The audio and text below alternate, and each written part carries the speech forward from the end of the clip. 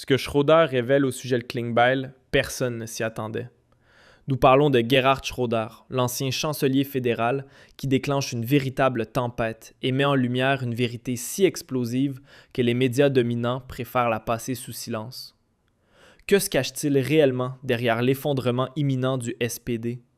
Et pourquoi Klingbeil en porterait-il la responsabilité? Il faut vraiment prendre le temps d'y réfléchir. Le SPD, autrefois la voix des travailleurs, un pilier de l'équilibre social, n'est plus aujourd'hui qu'un pâle souvenir de sa grandeur passée. Et qui en porte la responsabilité? Lars Klingbeil, justement, celui qui aime se présenter comme l'homme de l'avenir, tout en orchestrant en coulisses le déclin méthodique du parti. Gerhard Schröder, un chancelier avec du cran et une ligne claire, en a assez de ce double jeu. Dans des cercles confidentiels, délibérément ignorés par les médias dominants, il met des mots sur ce que d'autres préfèrent taire. Tandis que Klingbeil invoque publiquement les valeurs sociales, il pratique en réalité le favoritisme à huis clos. Lars Klingbeil a offert à une proche amie un poste en or, rémunéré à hauteur d'environ 300 000 € par an, payé avec l'argent des contribuables. C'est du népotisme dans sa forme la plus choquante. Une véritable gifle pour chaque travailleur honnête, chaque infirmière, chaque artisan de ce pays qui se tue à la tâche pendant que ceux d'en haut se remplissent les poches. Ce que Schroeder révèle au sujet de Klingbeil, personne ne s'y attendait.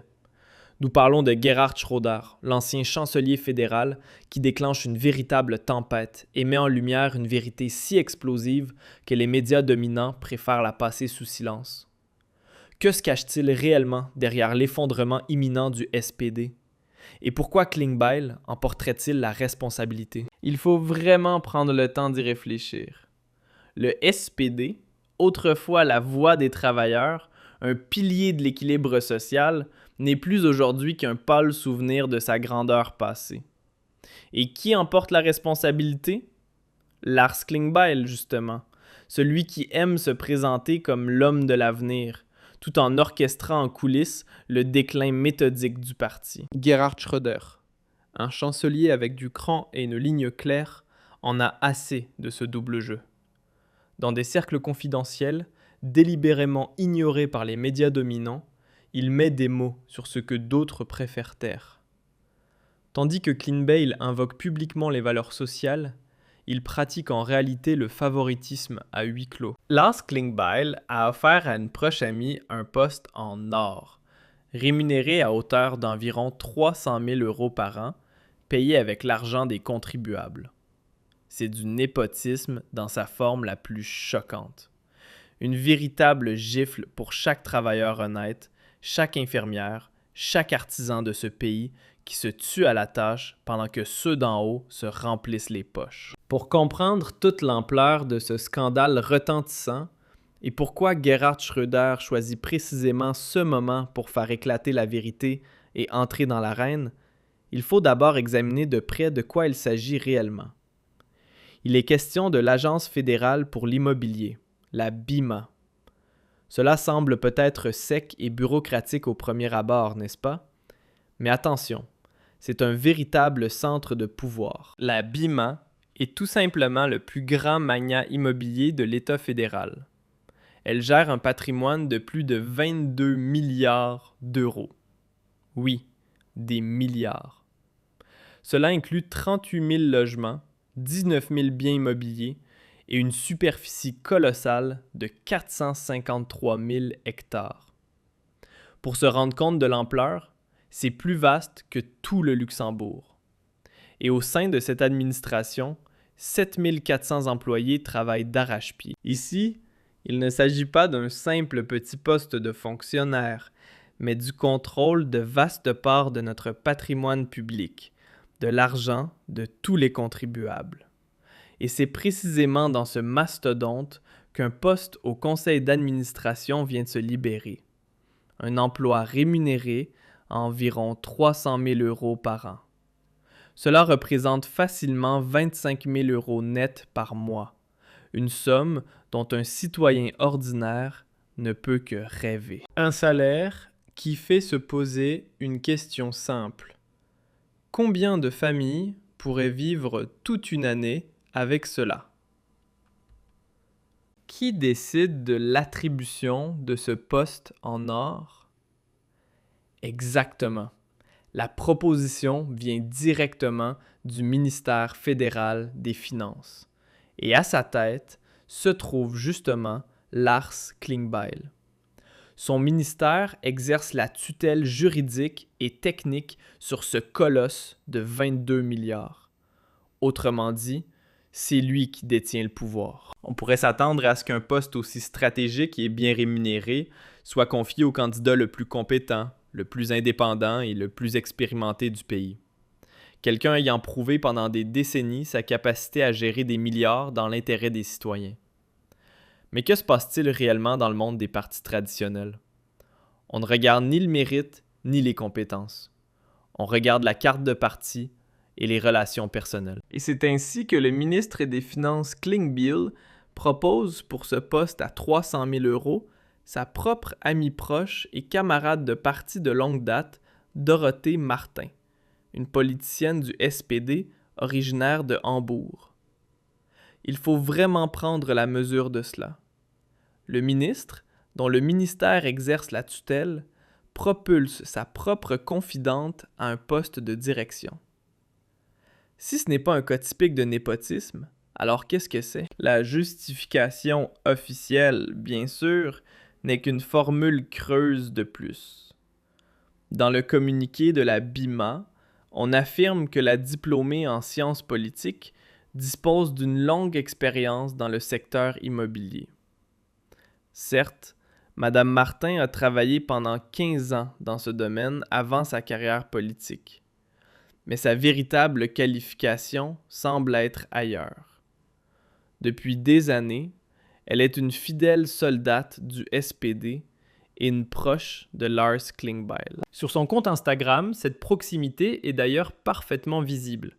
Elle y publie fièrement des photos de campagnes électorales communes, de tables rondes et d'événements publics.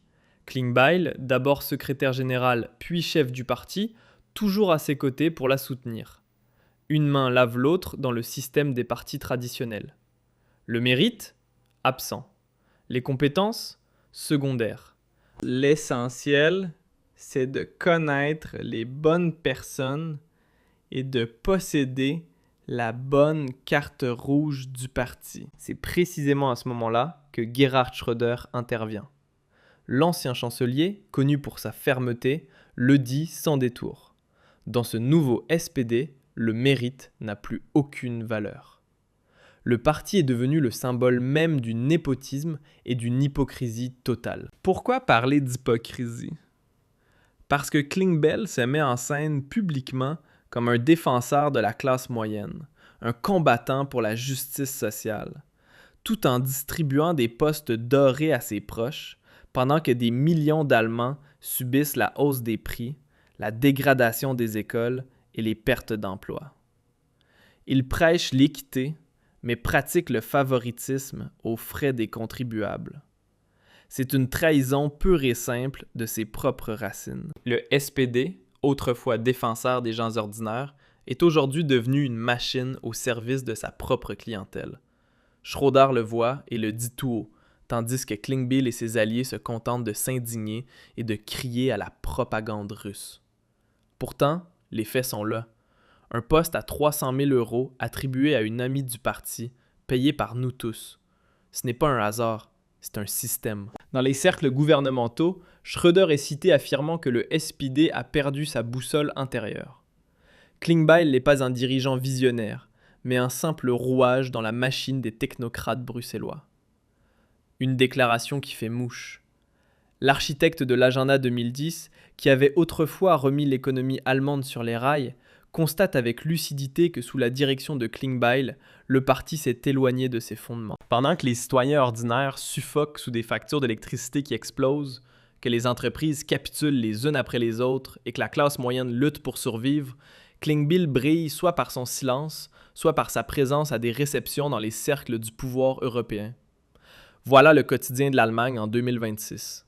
Un pays accablé par le poids de l'expérimentation idéologique gouvernementale, avec Klingbeil en plein cœur du dispositif. Mais ce n'est pas encore la fin. Les choses prennent désormais une tournure nettement plus radicale. Direction Leipzig, où une décision du tribunal administratif fédéral a fait l'effet d'une véritable bombe politique. La plainte de Schröder a été rejetée. Résultat, son bureau au Bundestag n'existe plus. Pour la première fois depuis la création de la République fédérale, un ancien chancelier est totalement privé des infrastructures de l'État.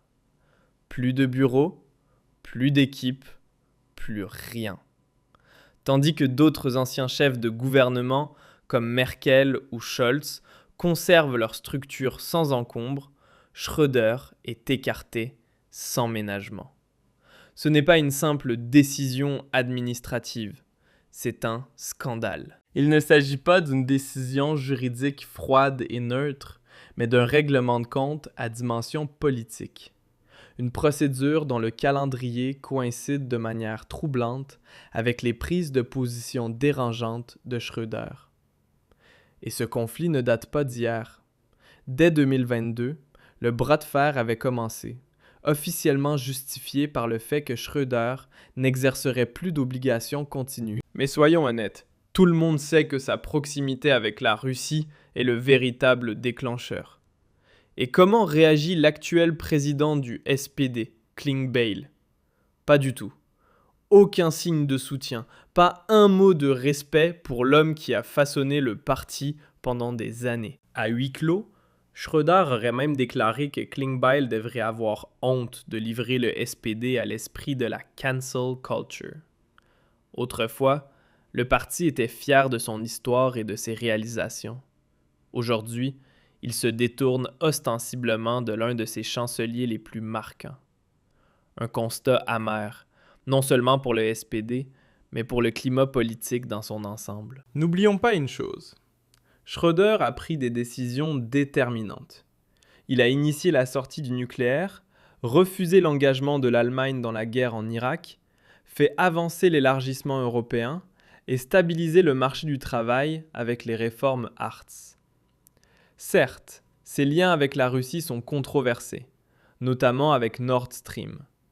Mais son objectif était clair, garantir une énergie fiable et abordable pour la population. Et aujourd'hui, au lieu de reconnaissance, il subit une démolition publique.